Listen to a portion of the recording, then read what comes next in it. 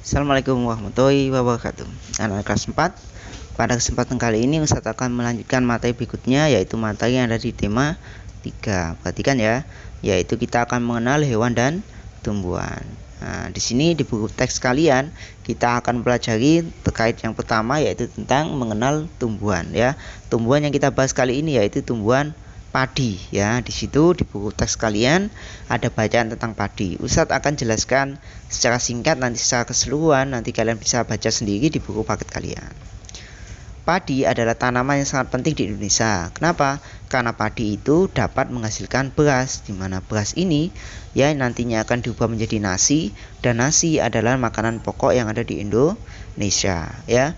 Daerah penghasil utama dari padi yang ada di Indonesia itu yang pertama ada Jawa Barat, Jawa Timur, Jawa Tengah, Sulawesi Selatan, dan Sumatera Utara. Jadi 5 daerah itu adalah penghasil padi terbesar ya, dimana tanaman padi ini ya untuk tumbuh dengan baik itu sangat membutuhkan air ya. Jadi ini adalah tentang tanaman padi, nanti secara keseluruhan nanti kalian bisa baca di buku paketnya ya.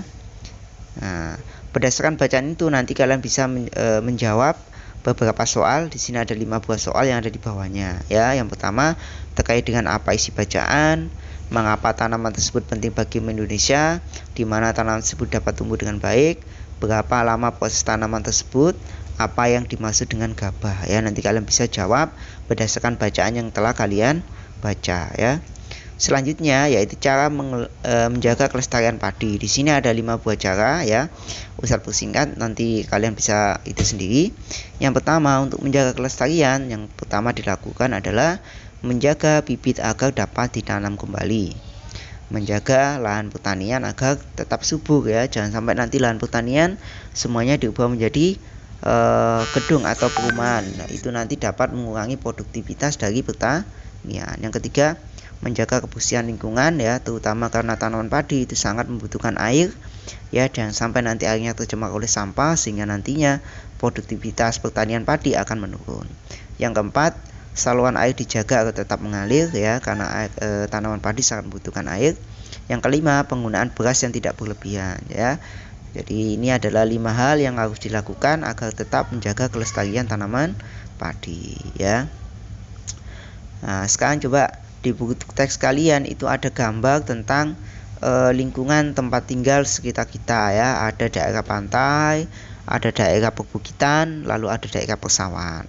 Berdasarkan gambar ini, coba kalian bisa sebutkan atau menyebutkan 5 pertanyaan terkait dengan gambar ini ya.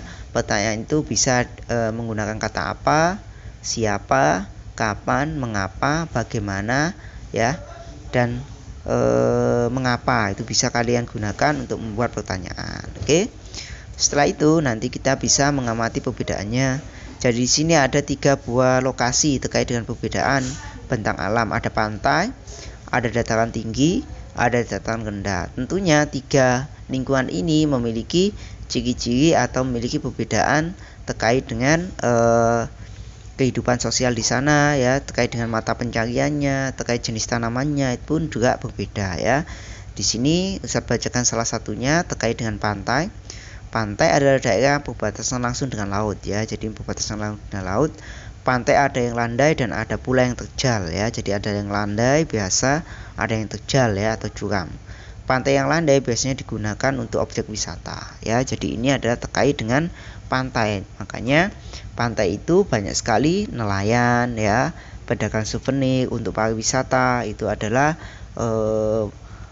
fungsi dari pantai, atau pantai dimanfaatkan untuk apa ya. Jadi semacam itu. Untuk yang lainnya nanti kalian bisa baca lebih rinci ya. Selanjutnya yaitu terkait dengan, nah ini nanti kalian sebutkan perbedaan dari ketiganya. Dilihat dari lokasinya di mana ya. Dataran tinggi itu kebanyakan di mana, dataran rendah itu di mana, ciri-cirinya apa, pantai itu cirinya apa, dataran rendah apa, dan seterusnya. Sumber daya alam, kira-kira di pantai ada apa sumber daya alamnya, di dataran tinggi ada apa, dataran rendah ada apa.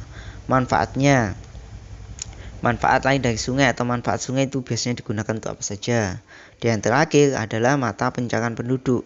Jadi nanti kalian bisa tahu di pantai itu kebanyakan penduduknya bekerja sebagai apa, di dataran tinggi sebagai apa dan di dataran rendah sebagai apa ya, nanti kalian sebutkan sehingga nanti kalian tahu perbedaan dari ketiga bentang alam tersebut ya. Setelah itu kita mempelajari tentang hak dan kewajiban terhadap tumbuhan ya.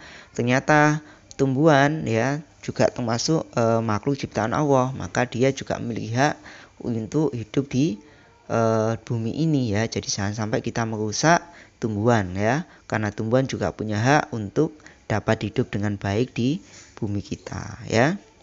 Di sini ya, di sini ada suatu gambar ya terkait dengan Benny yang sedang jadi di sini Benny disuruh untuk mengambil makanan sendiri ya. Jadi ini terkait dengan hak yang ada di rumah kalian ya. Jadi Benny itu kenapa? Ternyata Benny itu sering membuang-buang makanannya ya. Jadi tanaman padi yang diubah menjadi beras lalu kita masak menjadi nasi, ternyata Benny terkadang tidak menghargai itu sehingga dia ketika makan itu sering tidak habis ya, sehingga makanannya atau nasinya terpaksa dibuang. Maka di sini Benny disuruh oleh orang tuanya untuk mengambil nasi sendiri biar mereka tahu bagaimana kapasitas atau jumlah yang diinginkan Benny ya. Nah, di sini berdasarkan gambar ini nanti kalian bisa menjawab beberapa soal yang ada di bawahnya ya. Nah, di sini ada 7 soal, nanti kalian kerjakan dengan baik.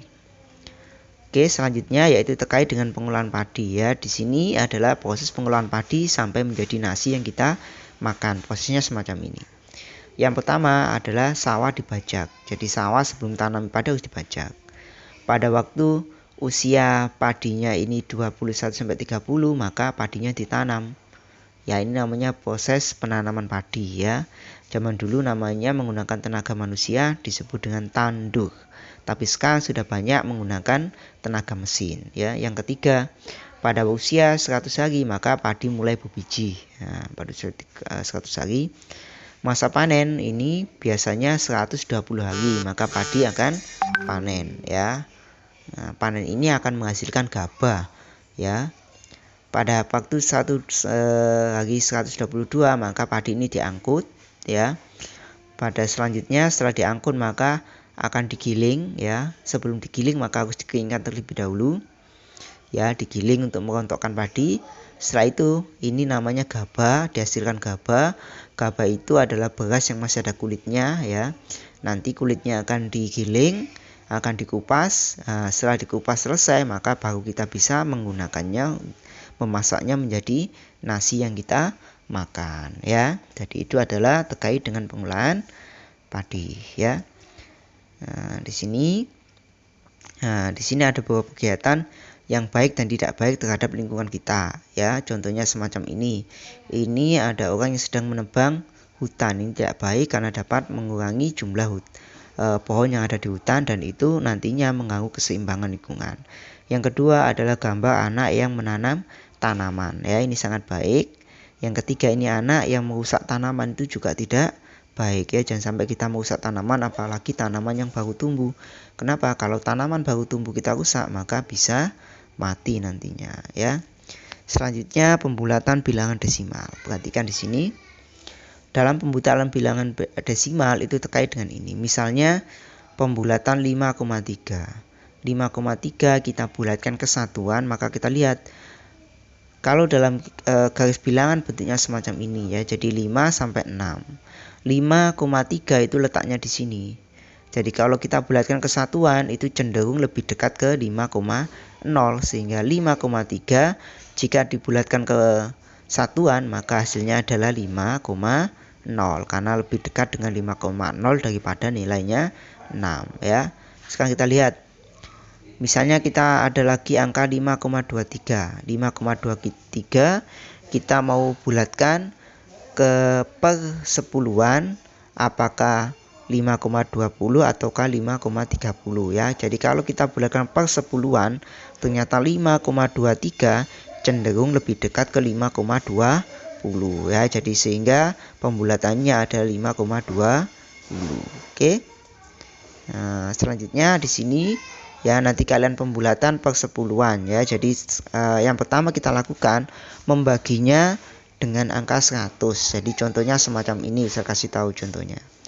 Jadi 136 kalau kita bagi 100 maka hasilnya adalah, jadi kalau dibagi 100 tinggal komanya yang berpindah. Jadi 1, 2. Maka hasilnya 1,36. 1,36 kalau kita bulatkan ke persepuluhan 1,366 lebih cenderung ke 4. Maka hasilnya nanti pembulatannya adalah 1,40 ya. Jadi semacam itu. Ya, jadi nanti kalian kerjakan, jika kesulitan nanti bisa tanya pada ustadz-ustadzanya atau tanya pada orang tua kalian ya. Selanjutnya yaitu mengenal kolase. Nah, tentunya pada waktu kelas 3 dulu kalian sudah diajari tentang bagaimana kolase itu. Kolase adalah yaitu menggambar dengan menggunakan teknik tempel, itu namanya adalah kolase ya. Jadi teknik tempel ini digunakan untuk membuat kolase ya.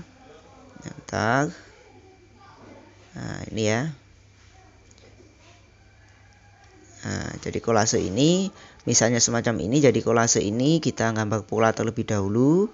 Setelah polanya selesai maka kita bisa tempel apa yang kalau ini menggunakan bahan alam berupa dedaunan ya, maka nanti kita tinggal tempel semacam ini. Maka menjadi suatu pola kolase yang bagus ya. Oke. Demikian pertemuan kali ini. Serta kiri. Wassalamualaikum warahmatullahi wabarakatuh.